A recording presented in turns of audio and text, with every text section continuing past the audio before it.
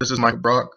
Today I wanted to tell you guys a story about me joining the Navy. I'm in the Navy Reserve right now. Um, I joined in the Navy and not knowing how to swim. I know it's crazy, right? Um, I wanted to talk to you about when I joined, my thought process and everything like that. About 3 or 4 years ago, I joined the Navy Reserve. My first my first thing I wanted to join was the Air Force, but I went that day to try to join the Air Force, and their door was locked, and they said I think it was probably around 10 o'clock that day. They said they wasn't going to be open to around 2, and the Navy recruiting center was right next to it. So I was like, I like that uniform. I think I look good in the dress whites. So it wasn't really like a deep connection to the Navy or anything like that. It was more like, yeah, I like the uniform. And then in the back of my head, after I signed up with them, I was like, damn, I don't even know how to swim, but I think they teach you. So I waited a few months, and then I went to boot camp.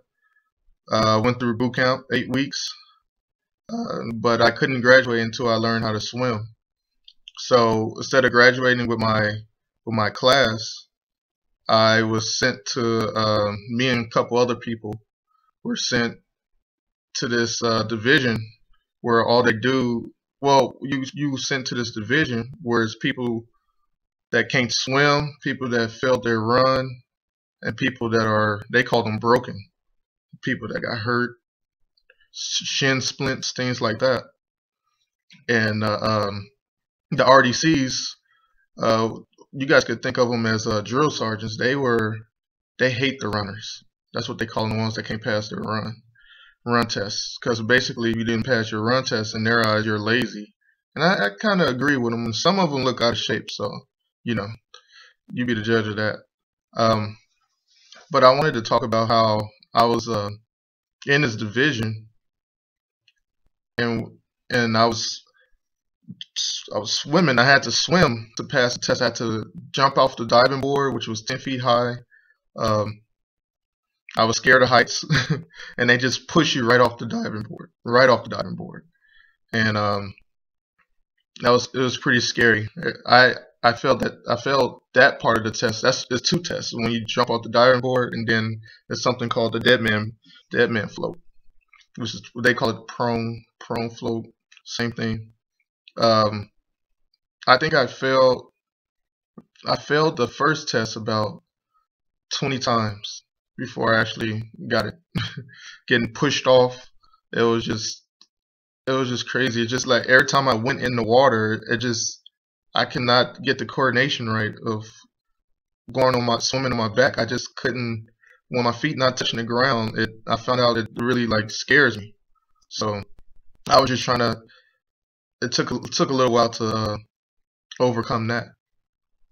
But another thing I wanted to talk about is the day that I finally passed. It was on the day I finally passed the first part. It was on a Saturday, and on Saturday you only get one chance to pass, and then you have to wait to Monday. So basically, when you're a swimmer, you starting Monday, you swim 3 times a day: the morning, afternoon, and towards the evening. You get 3 chances to pass this test, and it took me what, about a week and a half to pass that part. So on that Saturday when I finally passed, I was excited. I was doing the backstroke, whatever, the back pedal, whatever it's called, and I passed it. So then I was like, the dead man float don't seem that hard. All you're doing is floating, just breathing and just like doggy paddle. So that was my next test, and they had me do it right after I passed that jumping off the diving board, and I failed that first day, and then so on, and then I had to wait till Monday. So Monday we was practicing. They were showing us the techniques. They was giving us floaties to show us the proper techniques and things like that, and it it it was kind of it kind of helped, I guess, but it was still like I still wasn't getting it, just like being in 10 plus feet of water and not having my feet touch the ground. I was still scared. And I was doing this for I fell over 50 times trying to pass this dead man float. It was pretty depressing, to be honest with you. You see a lot of people that come in with you, or other divisions that come into the same division with the swimmers, the runners, and the broken people, and they're passing. They're passing like their first time. They pass only a week, and by the time, and at this point, I was there for almost a month extra because I already passed everything before with the Navy. Only thing was that was preventing me from graduating to go into A school was passing this swim test, passing this dead man float. I uh I was doing this 3 times a day, 6 days a week for pretty much a month, and I was really thinking about quitting. I even wrote my parents when I was out there saying, "Man, I'm probably just gonna quit and join the Air Force or something like that." And then I actually went to the office to tell them I quit, tell them I wanted to quit, and they were telling me, "You passed everything and you want to quit now?" And I just couldn't bring myself to say I quit to them. It was like back of my head, I'm just thinking like I went this far. All you have to do is pass this float. Just pass the float. I was I just couldn't tell him. I went in there to actually tell him I was gonna quit, and then I just couldn't say I quit. I never said in my life that I quit. So what I did was like, you know what? I'm gonna keep giving this a try. Like I've been here a month, and I was telling them it's kind of depressing, like you just swimming every day, 3 times a day, for 6 days a week. And I was like, I'm not gonna quit because I just couldn't bring myself to do it. So they gave me some help, and a crazy thing was, I think a couple days later I felt a couple more days, um, and then they gave me like a slip to go to like a what you call it, hypnosis. So I don't know what's the word for them, but they hypnotize you and stuff like that. I didn't know I was gonna get hypnotized or anything like that. A lot of people don't believe me when I say this, but like I got hypnotized to passing that test.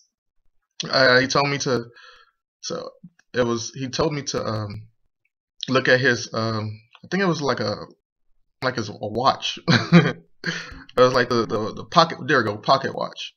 And he had it in front of me, and he was just saying, he was telling me to say like I will pass this swim test and stuff like that. It was more like positive thinking or something like that. But the next day, well, I'm gonna say like I didn't believe that what he was doing was gonna help me. It was like while he was doing that in front of my face, like this is stupid. I'm glad nobody else is watching me being hypnotized right now.